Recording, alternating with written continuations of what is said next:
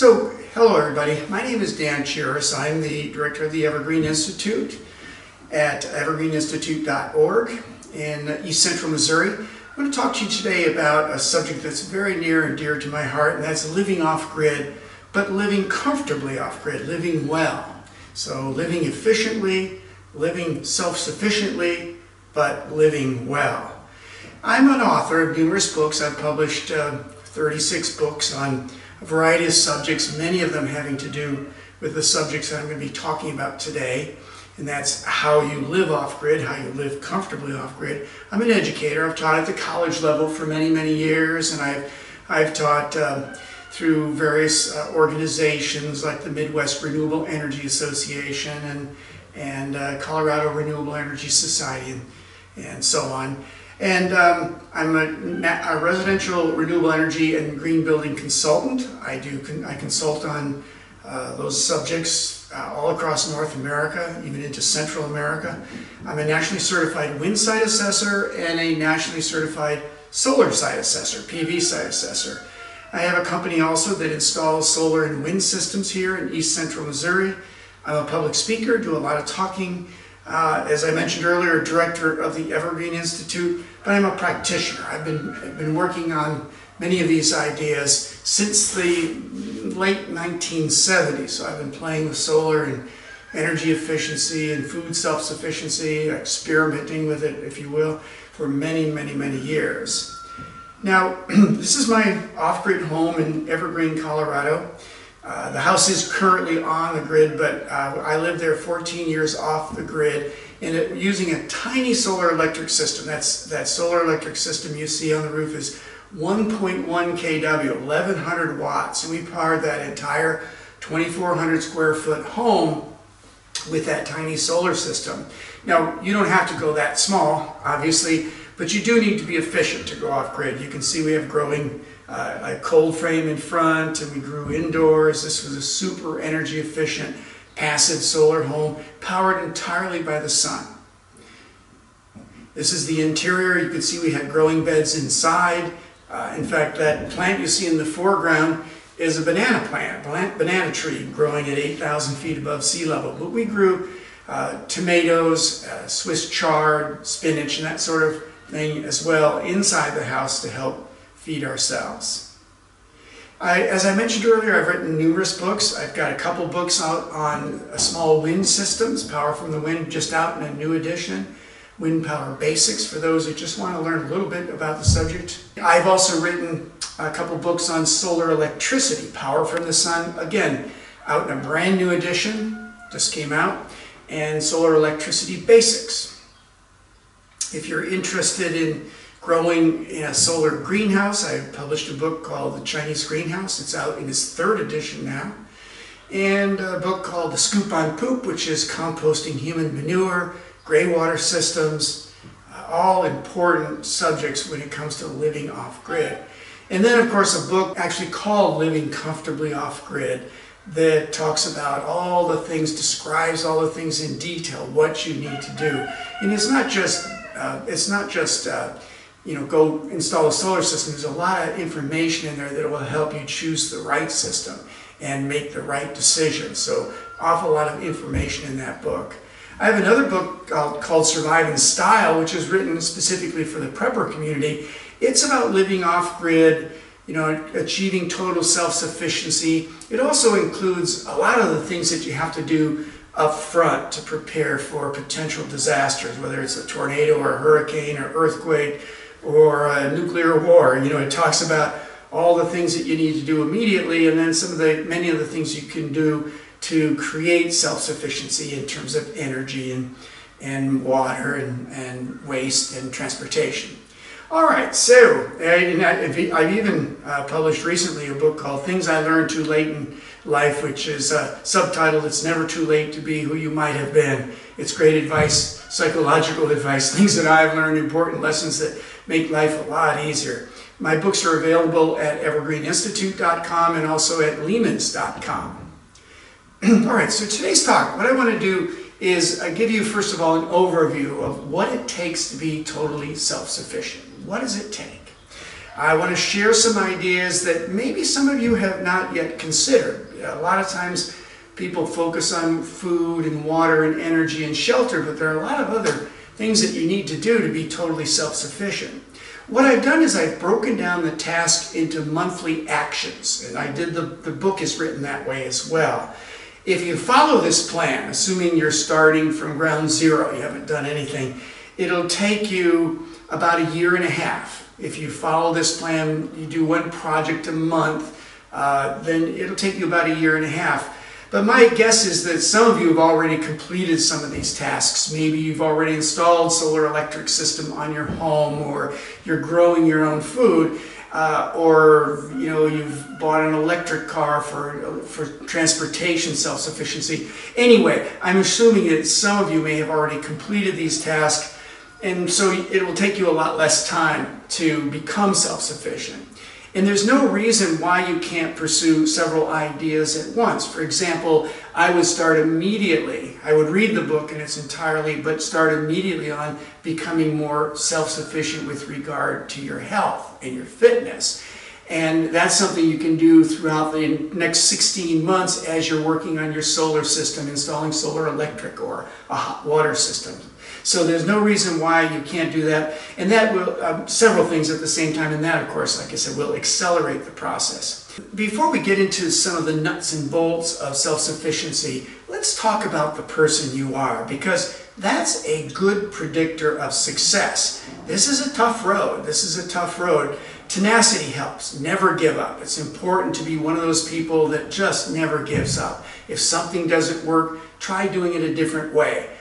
Try something else. Be tenacious. Surely you will experience setbacks, but lick your wounds, think about it for a while, and try something different.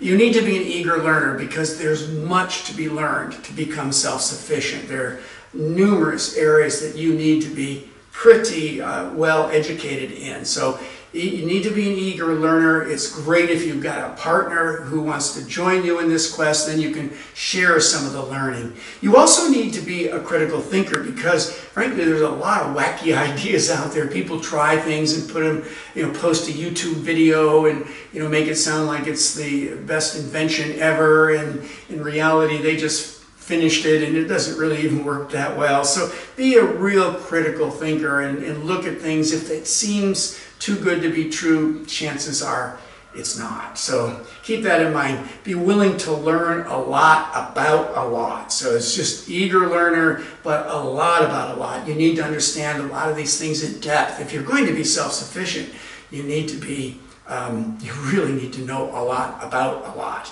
Not just enough to know a little bit about solar, but you really need to know how that system operates, and in case you need to fix it on your own, for example. So knowing a lot about that system will help you understand whether it's operating properly. You need to be willing to do a lot for yourself. Plumbing and electrical work, shovel work, maybe learn how to operate a mini excavator. So self-sufficient people tend to be a lot like the farmers in the Midwest and other parts of the country, as jacks of all trade, and really quite skilled at many of those trades. Now, you need to have this fervent desire to be self-sufficient as well. I mean, it really, obviously, you really need to want to be self-sufficient. And you need to be an experimenter, that is, willing to try new things, experiment with things, observe the results, be observant, check the results out. If something doesn't work, experiment with something else. Tweak it here, tweak it there. Don't give up easily, as I mentioned earlier. Be tenacious, but experiment and try things. Be willing to try new things. And of course, you need to be okay with occasional failure, because it's inevitable. We all fail at certain things. We find, the beautiful fence we built didn't hold up to the rain, a flood by the creek that tore the fence down. Anyway, so be okay with occasional failures, things that don't quite turn out the way they should, or maybe even they become total disasters. And finally, you need to be willing to be hot, get dirty, and be a little uncomfortable, because when you're fending for yourself, when you're providing your own food and water and transportation, there are days where it's just plain hard, hot, dirty work. So keep that in mind. You can't, no, this is not a path for sissies. Not a path at all for sissies. So let's start month one. I'm going to start you on energy self-sufficiency, and one of the very first things you can do, and this could be done in a weekend, by the way, so that you can move along very quickly, is seal up the leaks in the building envelope of your home. What I mean by that is that you need to seal up all the leaks around doors and windows and areas, for example, where the walls meet the floors, where your walls sit on your foundation. Any place there's a penetration in your home for electrical or plumbing, you'll find that they tend to leak a lot of air. And what that does is it makes our homes less comfortable, certainly less energy efficient. We have to spend more energy heating and cooling our homes to stay comfortable. As you can see from this illustration, our homes are virtual Swiss cheese. You know, it's just virtual Swiss cheese. There are holes everywhere where cold air can leak in and warm air can leak out. What's amazing is the average new home in the States, if you add up all the leaks in the building envelope, the roof, the walls, the foundation around the home, the floors, you add up all the leaks, the little tiny leaks, it'd be equivalent to a 3-foot by 3-foot window open 24 hours a day, 365 days a year. So literally our homes are terribly, terribly leaky, and we need to seal those up. It's hard to make a house too airtight because they are so leaky to begin with. So keep that in mind. We've got to seal up those many, many small leaks and sometimes large leaks. Now, how do you go about that? Well, the first thing you should do is hire an energy auditor. Find a local company that will install a blower door test device like this one on your front door. What they will do is they'll close all the outside doors and windows, and they'll install this device on a front door or back door of your home. You'll notice it's got a fan on it.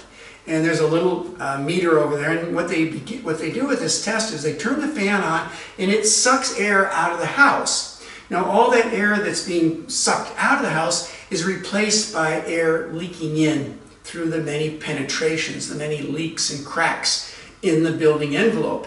And that little electronic device tells you how leaky that home is, how many cubic feet of air are moving through that home per minute.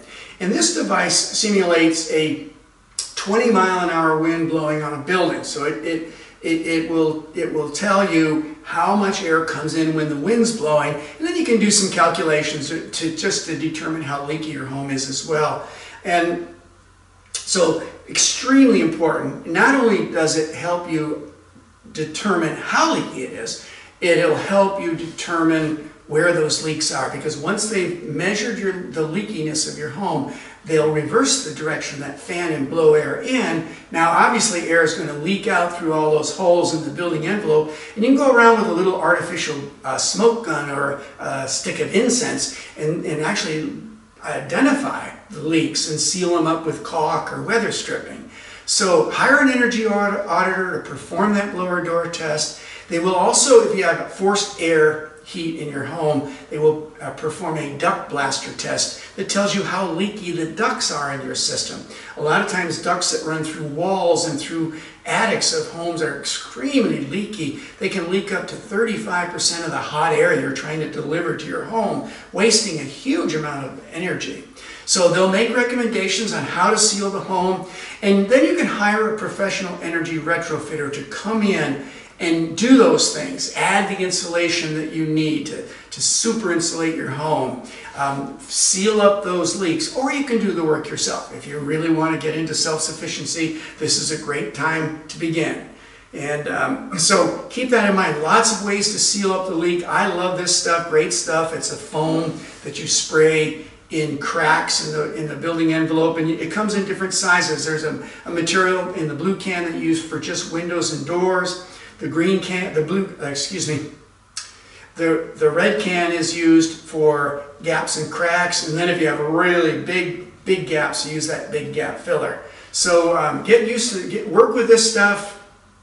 So Once you identify the leaks, this is about the best product you can use to seal up those leaks. It insulates and seals.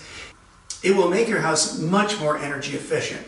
Here this gentleman is caulking around a copper pipe that runs through a wall. And here in this slide you'll see they're caulking a cantilever. This is the second story of a home. It cantilevers over a basement, a walkout basement. And you can see there's a cantilevered area, a couple feet of overhang. Typically, builders don't insulate these or seal them up very well, so you get a lot of cold air. It leaks in under the floor of your home and then up through cracks in the floor and so on. So it can make your house much cooler. So if you have this, if your home has one of these, if your home has a cantilever like this, pull that plywood out, insulate it, put new plywood in and seal up that crack around the perimeter. It'll make your home much more comfortable and energy efficient. Around doors and windows, we use weather stripping, like you see here, to make those apertures airtight when the windows and doors are closed. Another great place to reduce air leakage are these little foam gaskets that you can install around your electrical outlets. Light switches and electrical outlets. And believe it or not, on a cold winter day, huge amount of air blows into your attics, down through the wall cavities, and escapes into your room through the electrical outlets and light switches. You can feel this on a cold, windy winter day. These gaskets come in packages of a dozen or so, fairly inexpensive, under $3. You might need 2 or 3 of them to seal up the leaks in your home. So there are a lot of little things that you can do, but they all add up. Just the same way all those little leaks in your building envelope add up to create a lot of air leakage. All right, so if you have doors with gaps below them, install door sweeps to make them more airtight. So that's just a sampling of ideas, things that you can do to make your home more airtight. You can learn more in my book, Living Comfortably Off-Grid, or my book Green Home Improvement, or my book Survive in Style. You can learn more about the things you can do to seal up those leaks, but that's really important. It's the #1 thing to do. Remember, living off-grid is tough. Let's make it easier on ourselves. Let's make it easier to heat and cool our home by making them more energy efficient. Let's make them tighter so we don't have cold air leaking in the winter and hot air leaking in the summer. So keep that in mind. Now the second month, what we're going to do is work on insulating your home.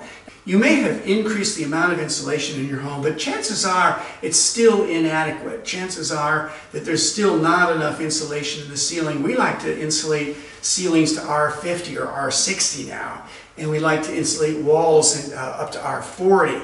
And most homes aren't even close to that. So we want to insulate the house better. This will keep you cooler in the summer and warmer in the winter. So lots of things you can do there. If you have a home with an attic that you can climb into, you can hire someone, or you can install yourself. You can install this cellulose insulation. It's ground up newspaper, recycled material, treated with a flame retardant and an insect repellent, a natural substance, a sodium borate, and you can blow this in, bring up the insulation levels, and dramatically reduce your heating and cooling costs, making it easier to live comfortably and efficiently and economically. So it's going to make your life easier. You have to earn less money. You have to work less to stay warm in the winter, and it's a lot more comfortable in the summer. There's lots of innovative ways to insulate a home. In this case, they just installed some furring strips on an inside wall and then installed rigid foam insulation. Now they'll put drywall over that. They'll have to rebuild the window framing to match that, the new drywall or the new siding. So keep that in mind, but this is an easy way to add insulation to your home. A lot of times though, insulation is blown into walls. You can purchase foam insulation and have it blown into the walls. You can hire a professional to install liquid foam insulation to seal up the inside, to seal up the cavities in the walls of your home. Be sure to insulate your water heater. This is a really simple thing to do. You can purchase water heater insulation blankets at local hardware stores or home improvement centers. They make some out of a material, we used to call it Reflectix. That was a brand name, but it's an insulated bubble wrap. It's aluminized on both surfaces. This will reduce heat loss to that water heater. Insulating your water heater will cost you maybe $20, $25 if you do it yourself, maybe a little bit more, but it'll easily pay for itself in a year. What this simple project is doing for you is essentially writing you a $25 a year paycheck by reducing your energy costs every single year. So keep that in mind. Insulate your hot water pipes if they run through a basement or if they run through an unconditioned space like a crawl space. Install insulated shades and use them. This will keep you much warmer in the winter, and in the summer it can help you stay much cooler. Insulated shades look really, really nice. It's a great way to improve the efficiency, reduce the amount of energy and the cost of heating and cooling your home.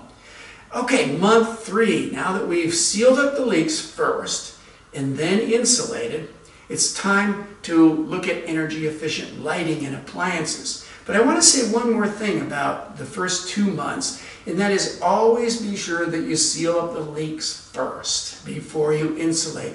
And here's the reason why, is that even a tiny bit of moisture that's leaking into your walls or your attics will reduce the R value, that's the insulating value of your insulation, by 50%. So even a tiny bit of moisture in that insulation will reduce its R value, its insulating properties, by half. So seal first and then insulate. Okay, keep that in mind. Now, month 3, what we want to start looking at is our appliances, our electronics, and our lighting.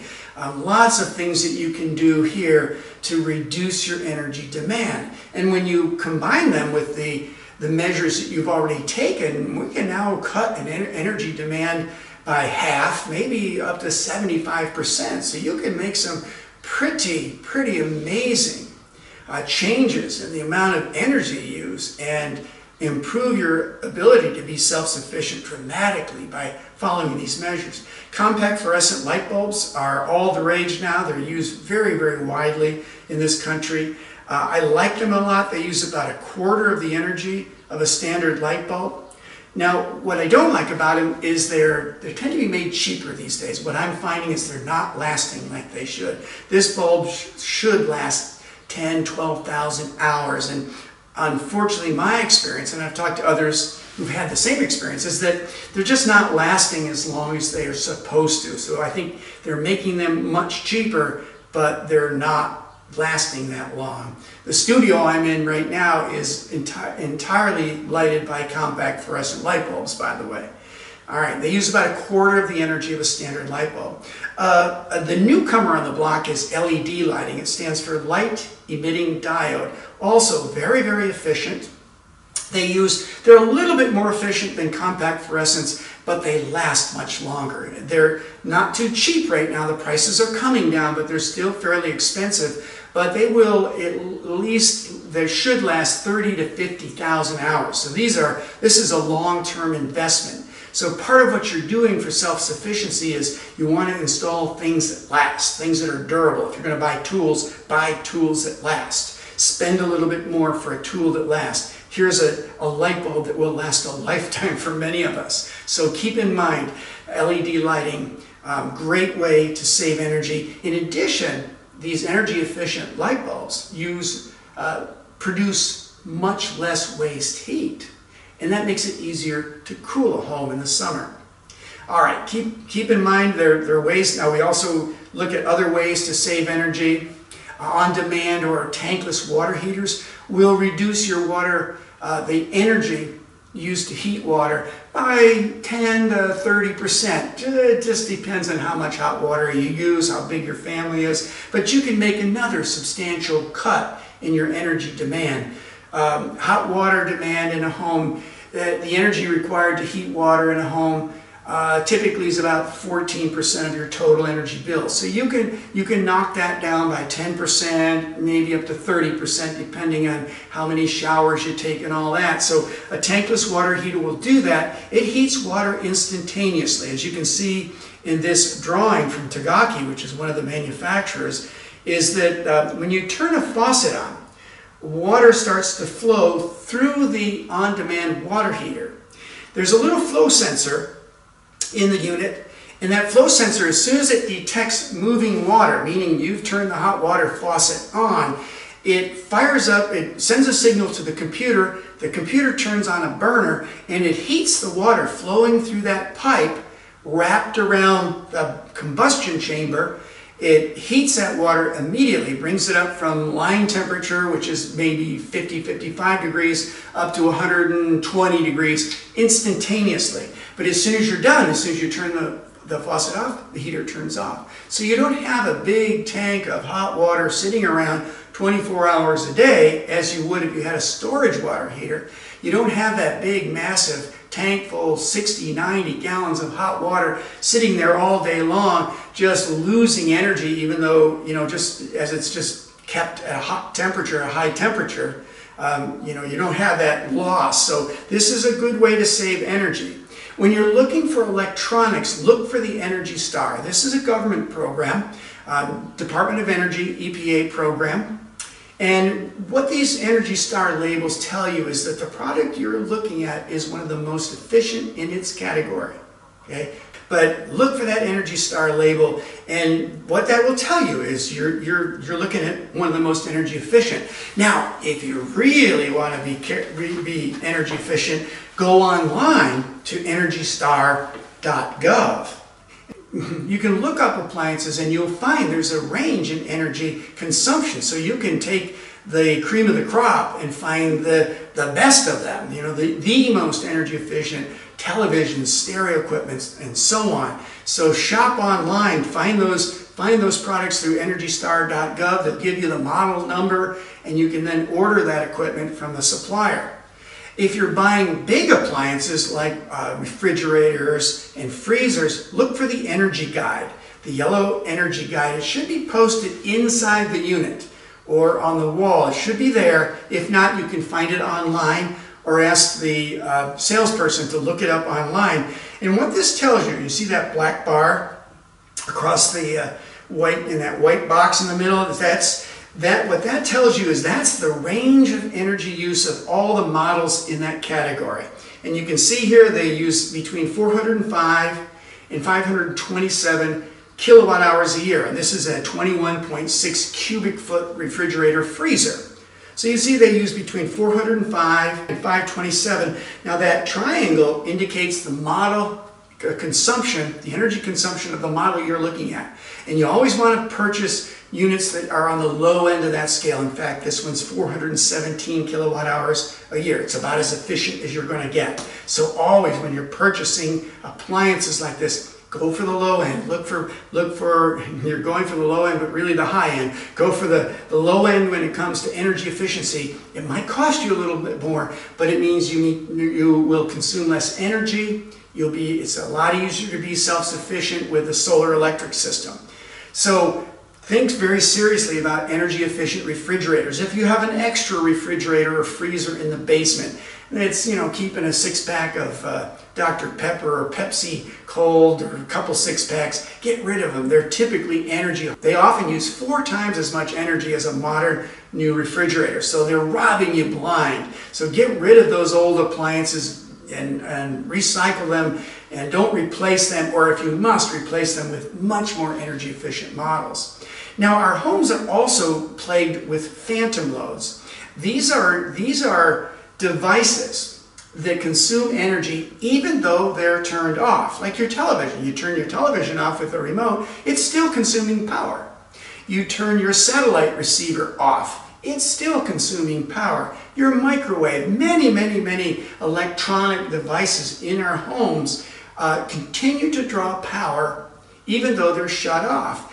And typically, phantom loads in your home will amount to about 5, maybe even upwards of 10% of your total electrical use. So by getting rid of these phantom loads, you shave off another 5%. So see how this is happening? We're shaving off 10% here, 5% here, and eventually we'll get down to the point where we could probably live on a 10th or a 20th of the energy of a standard home, and yet still have all the comforts of a modern home. So you can unplug electronic devices that have phantom loads. You can control the outlet. You can turn the outlet off by wall switch if your home happens to be wired that way. Certain electrical outlets are controlled by wall switches. If you're building a new home, when you're going to have an entertainment center, be sure you can shut those outlets off with a switch. Okay. You can also install power strips and use them. So when you're done watching TV or running the stereo, playing the stereo, you can shut them all down. You can install a switch and receptacle. For example, if you have a microwave, you can actually pull the existing electrical outlet in and install something called a switch and receptacle. It's one electrical outlet with a switch that turns it on and off. You can also install cord switches on various electronic devices like boom boxes. Again, be sure to look for Energy Star electronics. Here's a photograph of a switch and receptacle that I installed in my home in Evergreen, Colorado to control the microwave. So when we're done using it, we simply flip that switch, turn the microwave off, and eliminate that phantom load entirely. Again, here's another great way. If you have forced air heating and cooling, or radiant floor heating, or baseboard hot water, a programmable thermostat will, if you use it right, reduce your heating and cooling costs by about 10%. And the way you set these is that if you have it set so, let's say in the winter, half an hour before you wake up, the heater turns on, warms up your house, you get dressed, have your breakfast, go to work, half hour before you leave for work, the furnace shuts off, but it lowers the temperature maybe 5 or 10 degrees throughout the whole day, and then a half hour before you arrive home, it turns back on. The temperature stays high, stays at the comfortable range until a half hour before bedtime, and then it goes down again. So you can do the same thing with cooling in the summers. You can control the temperature very precisely in your home, keeping it hot or cold depending on the season. And in doing so, you will cut your heating and cooling costs easily by 10%. So one more idea, one more thing you can do to save energy.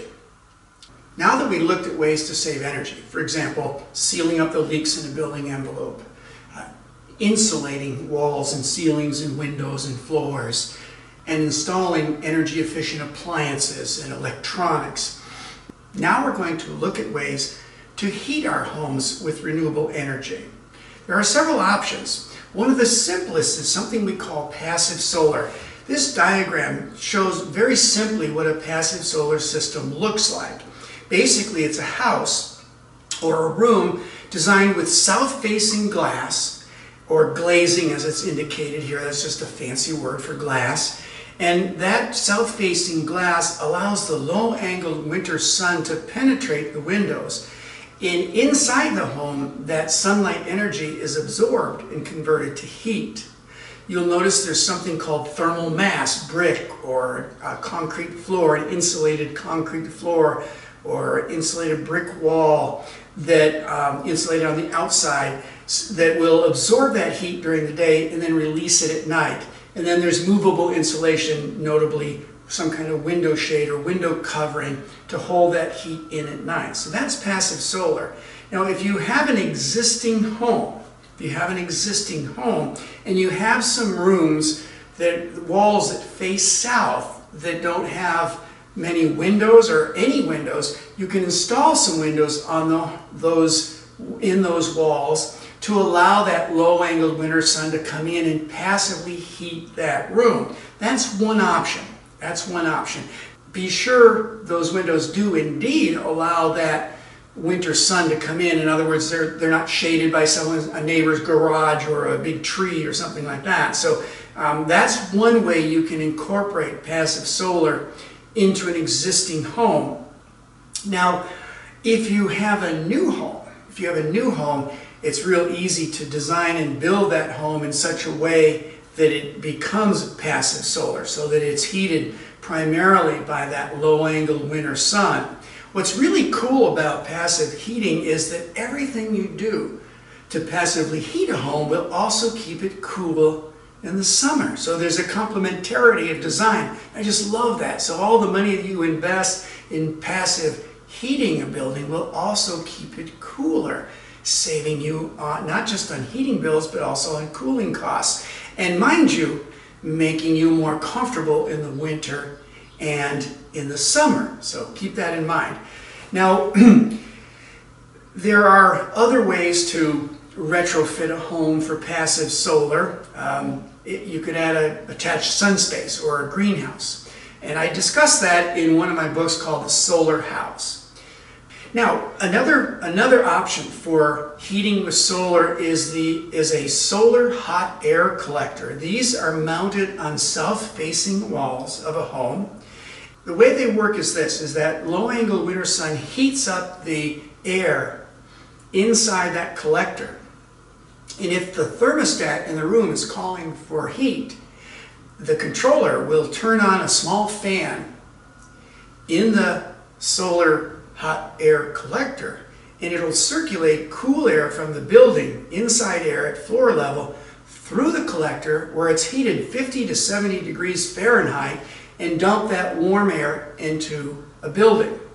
So this is a great way to retrofit a home or retrofit just a couple rooms of a home. A fairly economical way to do it. Bear in mind that the sunnier your climate is in the winter, the better. If you live in a cold, cloudy area, you're not going to get a lot of utility out of these. You're not going to get a lot of benefit out of these solar hot air collectors.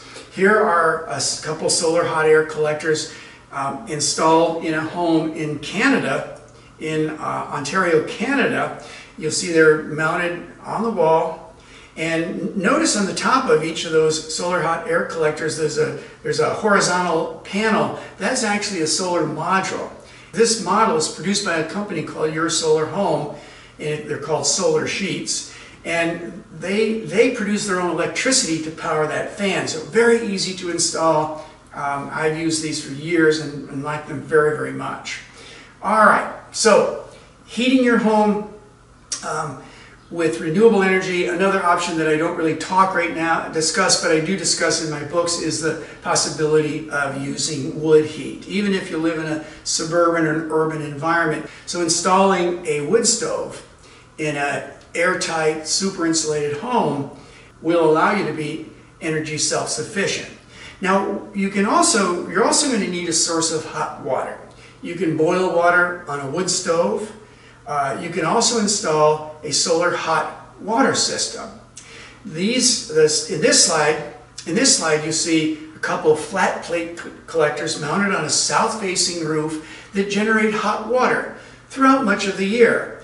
Typically, in a climate like that of the Midwest, you can get 70 to 80% of your hot water throughout the year using a flat plate collector. They're very challenging in the dead of winter when there's just not much sunlight. In a sunnier climate like Arizona, New Mexico, Colorado, you could potentially get even more hot water, maybe 90%, perhaps even 100% of your hot water, just depending on how sunny the area is in which you live. This is a cross-section. This slide shows a cross-section through a flat plate collector, and you'll notice that it's an insulated metal box with a transparent cover, typically glass, tempered glass designed to withstand hail. And inside that unit are some pipes, copper pipes, and they're connected to an absorber plate. It's a black plate that absorbs solar energy, and it transfers the heat to a liquid flowing through those copper pipes. That liquid is pumped through the pipes. It's heated by solar energy, and then it's stored in a large tank, usually in a utility room, oftentimes in a basement. This is my home in Gerald, Missouri. We have a solar hot water collector on that home, which provides probably 70 to 80% of our hot water. Certainly through spring, summer, and early fall, 100%, maybe 50% in the winter. So annually, we're probably getting 70 to 80%. Now this is a special type called an evacuated tube solar hot air collector. Very efficient system. We like it very much. I'll talk some more about it shortly.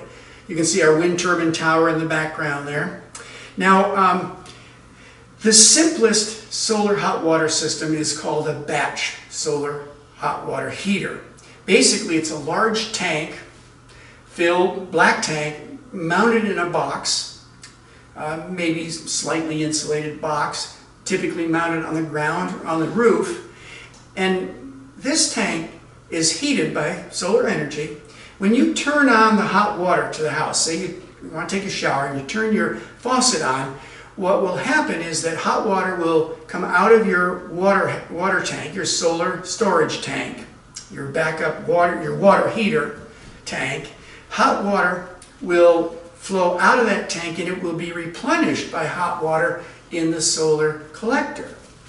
Now, on many days, the water heater itself won't even come on because the water in the collector is hot enough that you don't really need, the water heater doesn't operate. So this is a great technology in southern climates where it's warmer, southern United States, for example, where it's much warmer and it doesn't freeze during the winter, or freezes very seldomly.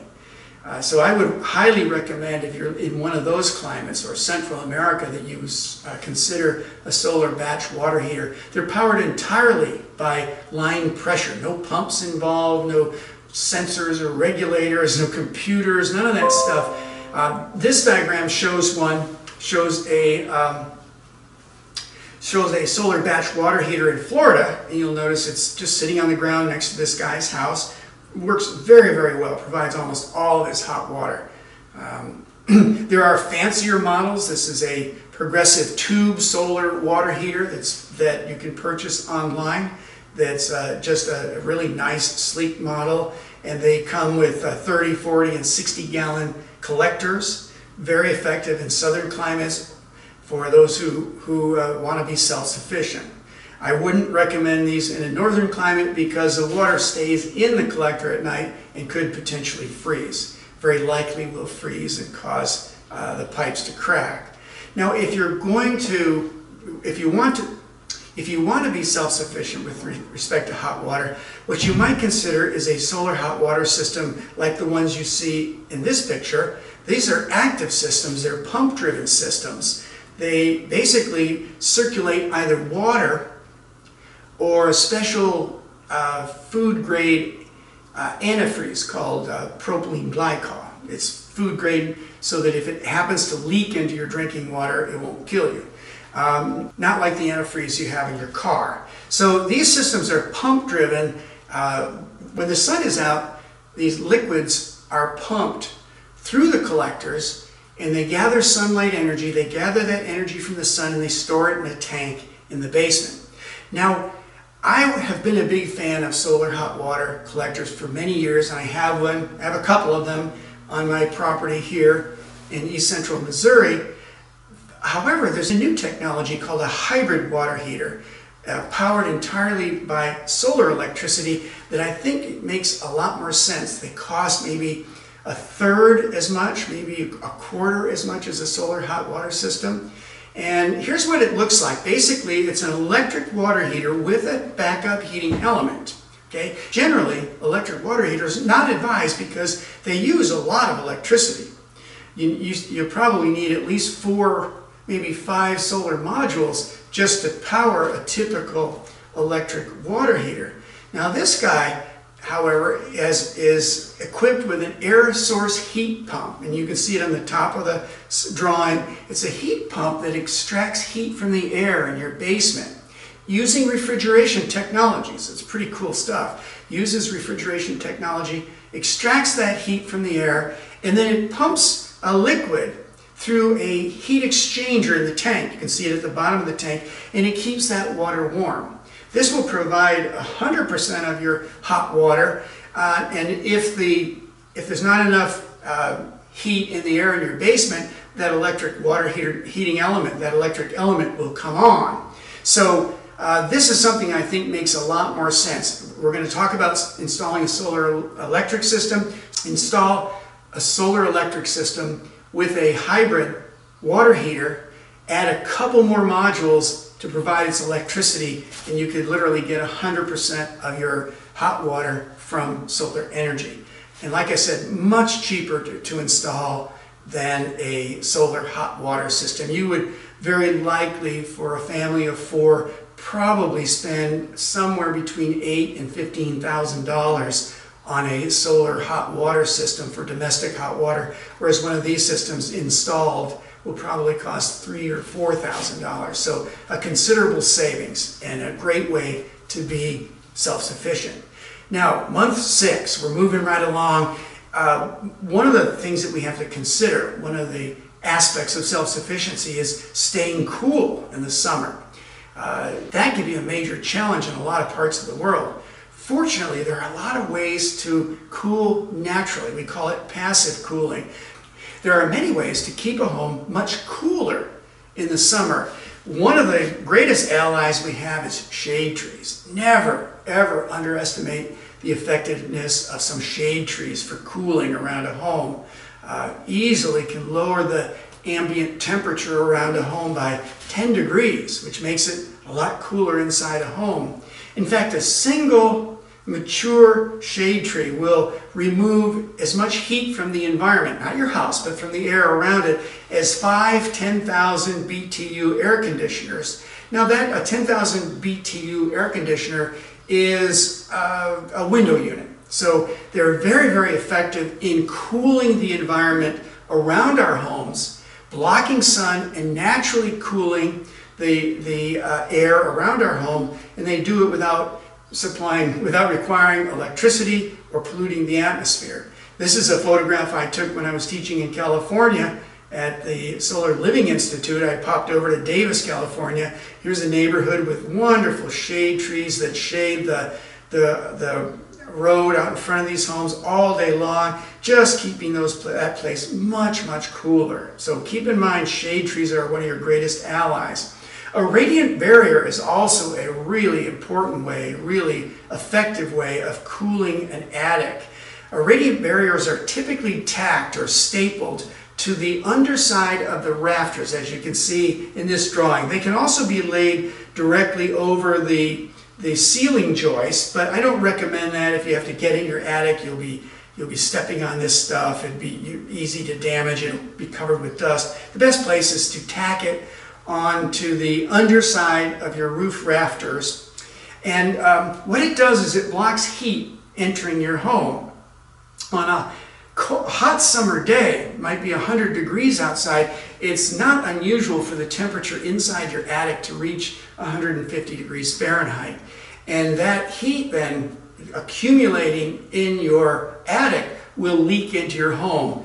In fact, on a hot summer day, about 40% of your heat gain actually comes through the ceiling, just from all that hot air that accumulates in your attic. So install this product, and you'll be much, much cooler.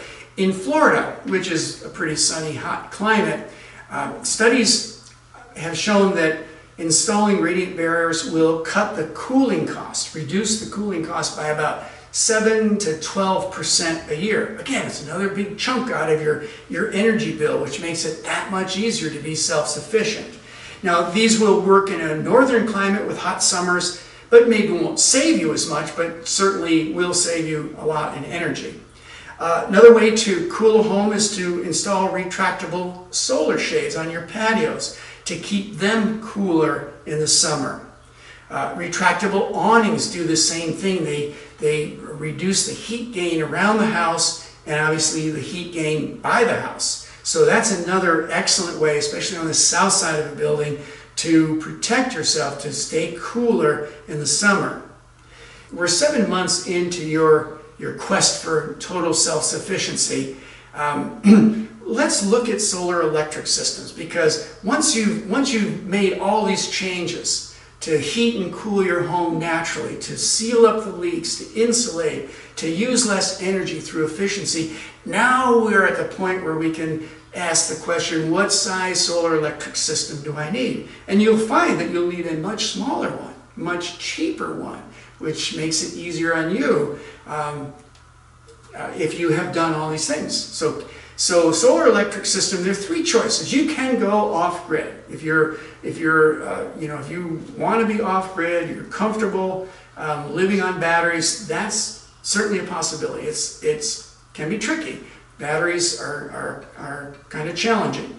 You can go off grid. If you're building a home in a remote location, this is your best choice because it's extremely expensive to run electric lines to a house. You can install a grid-tied system with battery backup, or you can go grid-tied. Now, grid-tied means you are connected to the electrical grid. And in this case, what we do is essentially use the grid as our battery bank. Right now, for example, we're producing excess of electricity at our facility. All that surplus is going onto the grid, running our meter backwards. So we're getting, we're basically using the grid to store electricity. Now, it's not stored in a bucket or a battery anywhere. My neighbors are using it. But when I want that electricity back, it comes to me, it spins my meter forward. So if I put 100 units of energy on the grid today and I take 100 off tonight, it's mine for free. Okay, so keep that in mind. Now, solar energy is a great resource pretty much throughout our country. As you can see in this map, there's a lot of sunshine, especially west of the Mississippi and in the southeastern United States. Tremendous amount of solar energy. So if you're in one of these areas, it's really pretty easy to become electrically self-sufficient with a solar electric system. Keep that in mind. Now, the most common system these days are grid-tied systems like the one you see here in the Rochester, New York area. It's a system that generates electricity when the sun shines, puts the surplus back onto the grid. It feeds electricity into your breaker box. You use it. If there's any surplus, it goes back on the grid. Here's another type of system in the southern climate. Now, here's an off-grid home with solar hot water, passive solar, as well as solar electric system. Okay. Here we are. This is my company installing a solar electric system in a rural area in Missouri. You can install either on the roof of a building or on the ground. I like to install on ground-mounted racks like this. It costs a little bit more, but it's much easier to maintain. If the modules do need cleaning, which is rare, it's easy to clean them. If snow accumulates, it's much easier and a heck of a lot safer to remove that snow than, say, if this were on a roof. So I like these systems better because they stay cooler and they tend to produce more energy than a system mounted on a roof. Now here's one of the problems that we see in the solar industry. You'll go to a solar installer and they say you need a 5,000 watt system or a 10,000 watt system, and they jam it on your roof. As you can see in this photograph, a lot of those modules are going to be at the lower part of this array are going to be shaded. During the day when the sun first comes up, it's going to be shaded by that roof. So you want to be really careful that the modules are in the sun all day long, from sunrise to sunset, or as close to that as possible. Now, month 8, and we're going to start talking about water efficiency. We spent 7 months, a very big portion of this 16-month period, just getting our energy act together. Now it's time to look at water self-sufficiency. And of course, if you're a prepper, you need a supply of water. It's a great idea to have 3 months supply of water. But ideally, I prefer to be water self-sufficient. We have water storage, but stored away, but also have a renewable supply of water should something happen. If you're living off-grid, water self-sufficiency is really pretty easy to achieve. But just like energy, the first thing we want to do is use water efficiently. Use it efficiently so you don't have to have as much. You don't have to collect as much. A water-efficient shower head is a must-have in any home. Must-have. It'll help you dramatically lower your water consumption. In the United States, all new shower heads are required to use 1.5 gallons per minute or less. This particular model that we're looking at now has a soap valve. You can flip the shower head off. You can go in, wet yourself down, flip the valve, soap up, turn the water on, rinse, and get out of there, and you can be out of there in a couple minutes. So this is a great way to save water. Now, people are pretty particular about shower heads. I've learned over the years there's three things you don't talk to people about. One is religion, the other is politics, and the third is their shower head. People get very defensive if you talk about converting to a water efficient shower head. And you notice I don't say low flow shower head, it's water efficient shower head. You want to find one that will give you the shower you like without using all the water, and there are quite a few models. This is an earth shower head, gives you a very luscious tropical rainforest-like shower, but only uses 1.5 gallons a minute. Shop around, try some different models. If you don't like it, don't give up on the idea. Try something different, try a different model until you find the one that you like. Okay? Now, in addition to using water efficiently, and that means, irrigating, if you're going to irrigate your lawn, irrigate early in the morning or late at night so you don't have all that evaporative loss. Mulch your garden so you don't use a lot of water there. If you wash your car, wash on the lawn so that the water can be used for a second purpose. So once you become efficient in water use, and there are a lot of ideas on this in my book, and in Living Comfortably Off-Grid and Survive in Style, a great way to become water self-sufficient is through a rainwater catchment system. They can be really simple systems. As you can see here, this green water barrel. Notice there's a screen on top to keep mosquitoes out. In this case, the downspout just pours water directly into that barrel, 55-gallon barrel. There's an overflow. You can't see it, but there's an overflow. Should this fill up, it'll flow out so it won't spill over the top. Or you can install an above-ground system with multiple tanks joined together. Be sure the plastic you use is rated for ultraviolet light. And be sure that it is not translucent, because if it is translucent, you'll get algal growth in your water, which will make it very unpleasant. Now, here's a couple rainwater barrels. The one on the left, the white barrel on the left, is fed from that downspout, but you'll notice there's a little device in there. It's a downspout diverter. It diverts water from the downspout to your water barrel. Now, in the winter, you can just simply pull that hose off of there and let the water, snow melt, for example, off your roof, go down the downspout. The one on the right just shows you another alternative, and that's just, as I mentioned earlier, just to allow the water to flow directly into the rain barrel. Here is a downspout diverter, up close, a little bit better view of one. I personally like to store water in tanks buried underground so that it won't freeze in the winter. We're in a cold climate. If you're in a warm climate, it's not so important, but in a cold climate, you might want to install your storage tanks underground to prevent them from freezing. So what we've done in this case is we installed 4-inch PVC pipe, and that pipe then leads from the downspouts to a water tank buried underground. There are other simple ways of collecting rainwater. Here's a couple old bathtubs I found in our forest. The previous owner had just dumped the bathtubs out there, and we hooked them up to pipe that runs from our classroom building, and the downspouts in our classroom building, and it just provides some additional drinking water for our cattle throughout much of the year. Here's another system we built on another barn using some 275-gallon plastic totes. That system's fed by a small barn, 2,400 square foot barn, and about 2/3 of the roof drains to the east side, and that fills these two tanks very, very rapidly. And again, we use that to water cattle. But you could do something similar for yourself or for your garden or your orchards or berry patches.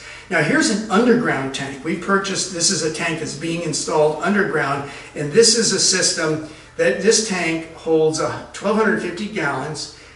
You'd probably need at least 2 or 3 of these, depending on your climate, depending on how wet it is. The wetter the climate, the smaller your storage capacity.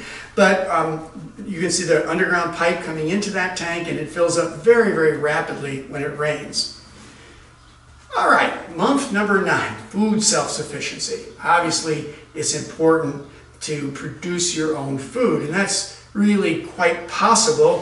One thing you might do if you live in an urban environment or a suburban environment is turn your lawn into an edible landscape. Don't mow, grow. And I have a YouTube video series. It's a 7-part series called Stop Mowing, Start Growing. And it explains how you can convert your lawn into an edible landscape. You can grow fruits and vegetables and all sorts of things to feed your family. So you can make the landscape around your home, whether you live in the country or whether you live in the suburbs, you can make it really quite productive and grow a lot of your own food. Either freeze it for the winter, can it, dehydrate it, something like that. So there's lots of options for you to become self-sufficient in your food production. A lot of ideas in my book, Living Comfortably Off-Grid and Survive in Style. A lot of ways to tackle this.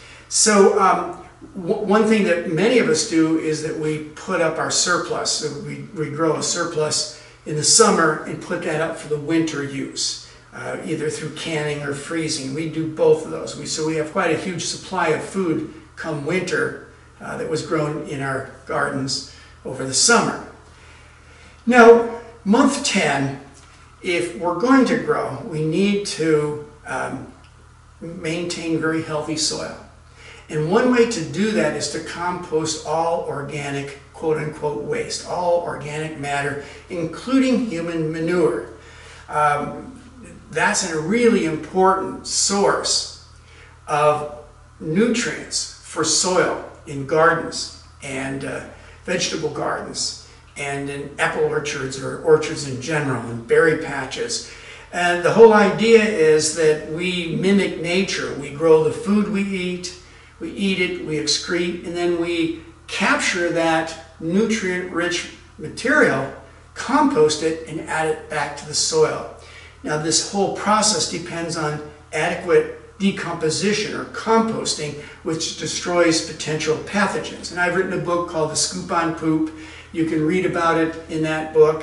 You can read about how you go about this, and there's also quite a bit of information in my other books.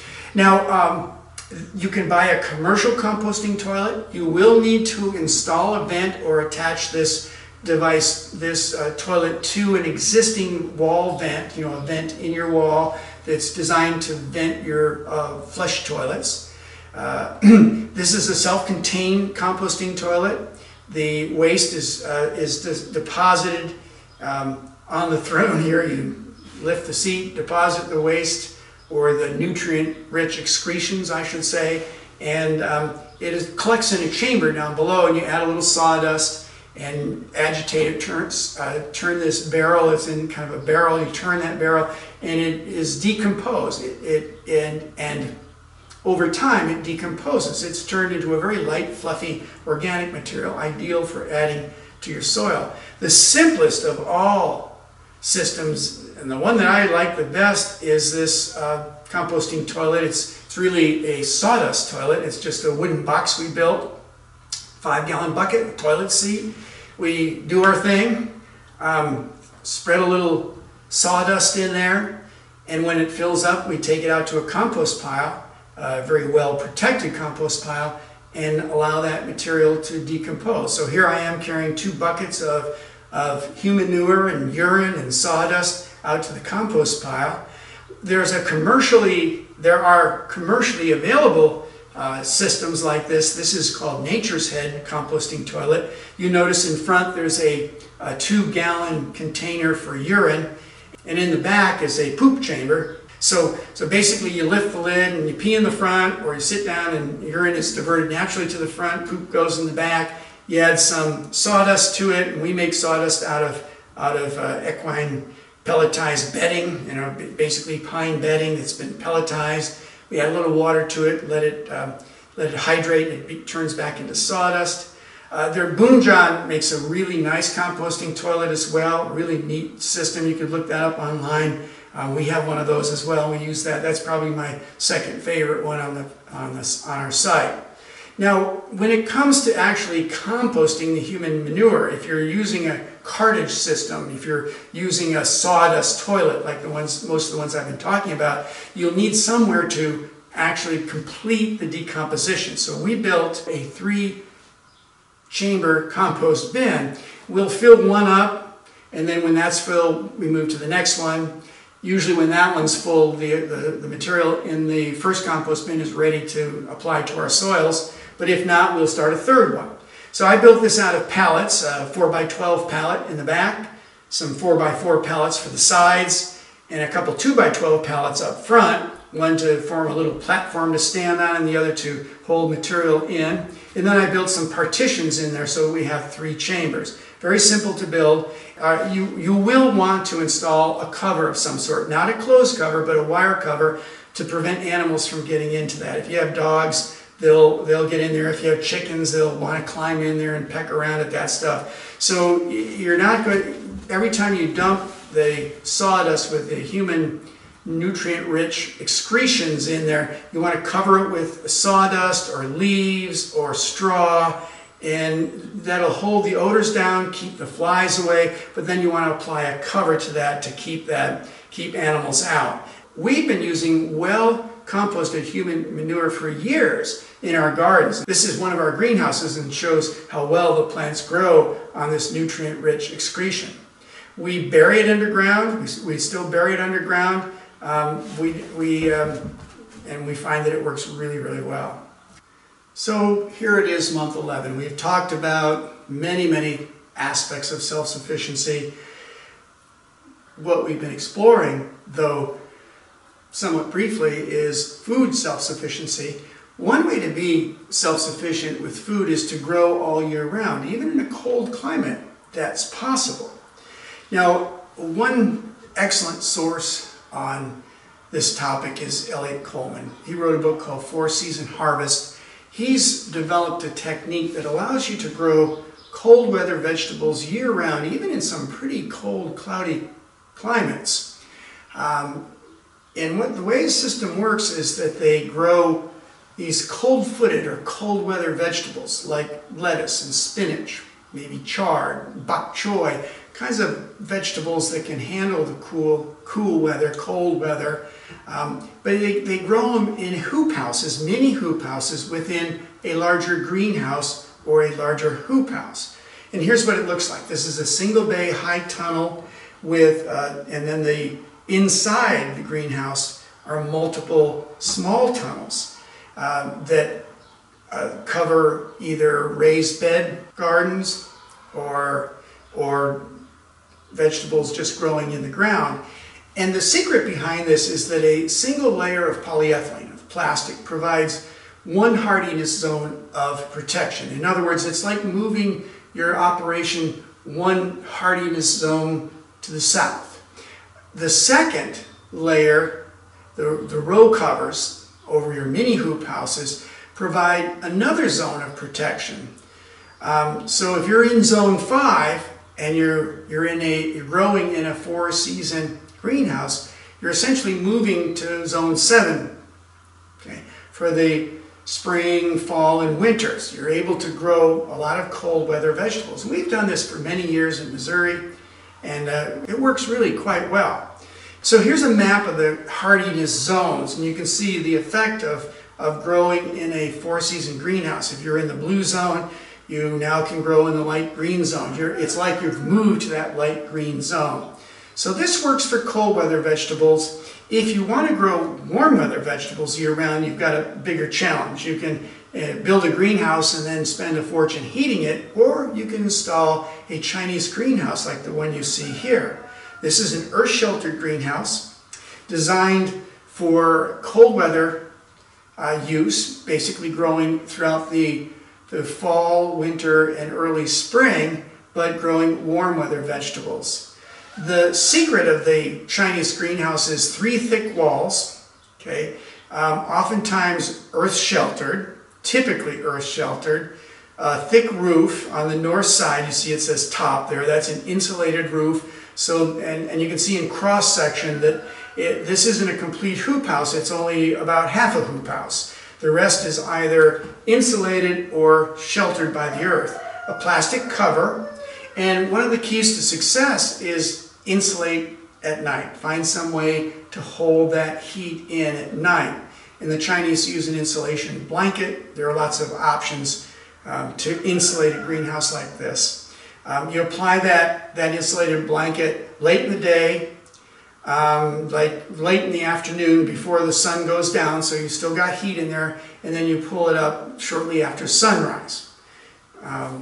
Here's an interior of a Chinese greenhouse, and you can see this is in November 23rd. They've planted November 23rd of 2003, and they've planted a warm weather vegetable in November in a Chinese greenhouse. Here it is a few months later. This is in March. You can see there it's bearing fruit. In this case, it's squash bearing fruit in the greenhouse. Pretty amazing structure. So if you want to learn more, I wrote a book called The Chinese Greenhouse, and there's a tremendous amount of information in there. There's also a chapter on season extension in my book, Living Comfortably Off-Grid. Now, Chinese greenhouse, great innovation if you want to be self-sufficient. Now, another aspect of self-sufficiency is health self-sufficiency, and I really recommend you start on this now. Start immediately while you're working on solar electric is creating a healthier you. To be self-sufficient means also to reduce our dependence on doctors and hospitals and expensive surgeries and medications. Maintaining your health, first of all, regaining your health and maintaining it requires a healthy diet, requires that we eat properly, and it requires that we exercise. If you really truly want to be self-sufficient, this is important. You need to eat well and exercise. Now, I know that's hard for a lot of people, but if you're really serious about self-sufficiency, this is something that you need to do. And of course, lower the stress level as well. Okay, so there's a lot to that. If you want to learn more about it, I really highly recommend Dr. Joel Fuhrman's book, The End of Dieting. It's really not a book about dieting, it's a book about eating healthy, and one of the natural consequences of that is that you lose weight and you become much healthier. And really, this whole approach is all about getting the nutrients we need. So many of us eat meat and protein and carbohydrate, but we don't really consume enough of the nutrients that we need to stay healthy. The human body is a complex organism that requires multiple micronutrients, minerals, and all kinds of chemicals that come from plants, for example, that help us stay healthy. And by adhering to the standard American diet, which is primarily meat and starchy foods and maybe a little bit of vegetables, what we're doing is slowly but surely robbing ourselves, our bodies, of the nutrients we need to stay healthy. By eating a diet much richer in vegetables and fruits, you can stay much healthier throughout your life. And it's not that hard to do. In my book, Survive in Style and Living Comfortably Off-Grid, I have a 12-week plan that will help you switch from your standard American diet to a very healthy diet painlessly, okay, very painlessly. Another aspect, as I mentioned earlier, is to get active and to get and stay in shape. Now, I know that's going to be hard, but start walking more, do more things by hand, slowly get back into shape as you eat better, do more things by hand, don't drive, walk, use hand tools, maybe a hand saw instead of a chainsaw, but you get the idea. Is that if being self-sufficient means being able to do things ourselves, and that has a tremendous benefit for carrying things, cutting wood by hand. That has a tremendous health benefit and makes us that much more self-sufficient. Another aspect, month 14, is economic self-sufficiency. And this is a big topic, and I'm just going to touch on it here like I'm doing in all these areas, just kind of touching on the ideas and some of the main ways that we can achieve these goals. But economic self-sufficiency can be really important, and it's difficult to achieve. One way to achieve that is through interdependence. And what I mean there is, let's look first at how we can become more economically self-sufficient. One is pay off that mortgage. Make an extra payment. Add to that principal every month. Add $100 or $200. And you'd be amazed at how quickly you can take a 30-year mortgage and knock it down to 15 or 10 years. A 10-year mortgage, save tens or hundreds of thousands of dollars. So pay off your mortgage, pay off your credit cards, get out of debt. Get out of debt. Pay as you go. If you don't have the money in the bank, don't buy it. Don't borrow money, especially at 21% interest. Now, another key thing for economic self-sufficiency is to develop a variety of marketable skills. As you become self-sufficient, you will become competent in a lot of areas. By doing so, you've created marketable skills that you can trade. It becomes a tradable currency, if you will. You could even be paid for it. And if you're smart about it and you know other people who are interested in living off-grid, living self-sufficiently, you can create a local networked trade, a local network of skills that people can trade. I may be really good in electrical and you're great in plumbing, so you come help me with my plumbing and I'll help you with your electrical. It gives us an opportunity to barter. And that's where interdependence comes in, is that maybe I'm not the world's greatest roofer or carpenter or finished carpenter, but I've got skills that I can trade for someone who is. Now, it's a good idea to set money aside, but remember too, as you become energy self-sufficient, as you generate your own energy through efficiency measures and through solar, hot water, solar, electric, that's money in the bank. As you grow your own food, that's money in the bank. That's a monthly paycheck to you. So you can survive with less money because you're saving so much money. But you can also set money aside, but minimizing that resource demand will help you become economically self-sufficient. Month 15, sustainable transportation. This is a topic we don't talk very much about. How do we move about in a world, say, where there's a catastrophic economic crisis, for example? How do we become sustainable? How do we become self-sufficient with transportation? And I have a whole chapter in my books, both books, on this topic. Walking is also always an option. Riding a bicycle is a great option. But you will reduce your transportation needs through self-sufficiency. By producing your own food, your own energy, and so on, you will reduce your need to move about. Local interdependence will do the same thing as well. As you depend more on neighbors and friends, your need to travel will be greatly reduced. So we've got the bicycle, electric vehicles powered by solar. Great idea. Fabulous idea. So to install solar, seriously consider buying a used electric vehicle. You can get some great deals on them, and it's a wonderful way to transport yourself. And most electric vehicles now have a pretty decent range, but the truth is most of us travel under 60 miles a day. So even the vehicles that have the lowest mileage per charge can travel 80 miles on a single charge. So it's really quite easy to meet most of your transportation needs through an electric vehicle powered by solar. Of course, you could buy a horse and travel that way, but I would strongly recommend you look seriously into an electric vehicle. And great, as I mentioned earlier, great deals. Go on carsguru.com, type in the type of electric vehicle like the Ford Focus, I guess it is, and then the Nissan Leaf, and you'll find these vehicles that run brand new for $35,000. You'll find them on the internet at various dealerships, 2 years old for a third of that price. Great bargains. So my friends, we have now spent an hour or so together looking at exploring what it takes to be self-sufficient. And I clearly haven't been able to go into any depth in these areas, but I'm trying to help you understand what the map is, what the pathway is, what the roadway is. So I'm trying to help you understand what areas that you need to focus on and give you some ideas in each one. But clearly, if you want to read more, pick up a copy of my book, Survive in Style, or pick up a copy of Living Comfortably Off-Grid. These books will provide a lot more detail on these important tasks. So good luck, and I'll see you in another video.